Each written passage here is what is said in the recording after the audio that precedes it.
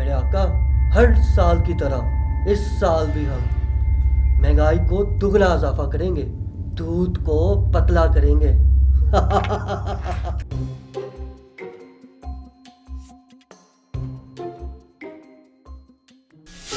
रिजवान, थोड़ा पानी भी मिला, कारोबार के लिए अच्छा रहेगा। ये तो सियासत बेमानी है। मैं तो रिस्क हलाल कमाता हूँ। तुम समझे नहीं, ऐसा करना लोगों के लिए अच्छा रहेगा, जो अपनी जगह नेकी का काम है। अच्छा, वो कैसे?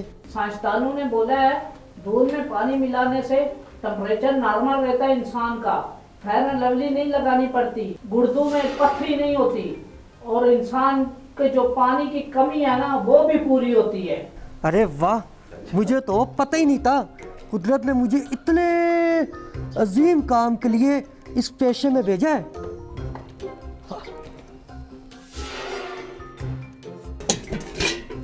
तो अब ये तू क्या कर रहा है?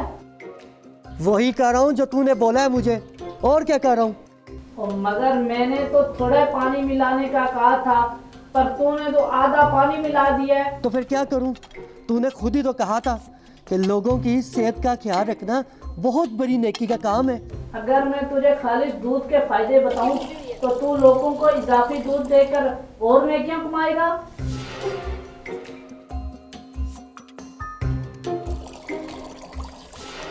अबे तू ये क्या कर रहा है?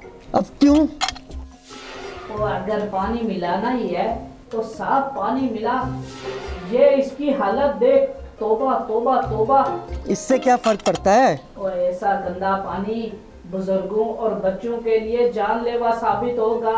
और तू मुनाफा कमा, पर लोगों की जान तो ना लेना। ओ, ऐसा कुछ नहीं होगा।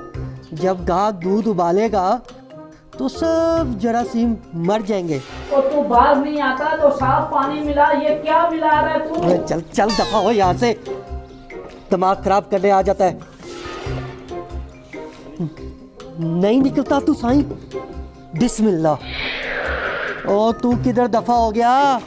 दूध में तो नहीं गिर गया? किधर चला गया पनौती? इतना गंदा पानी।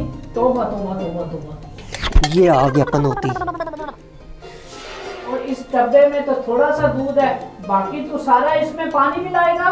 हाँ तो और क्या करूँगा, सारा पानी तो मिक्स करूँगा।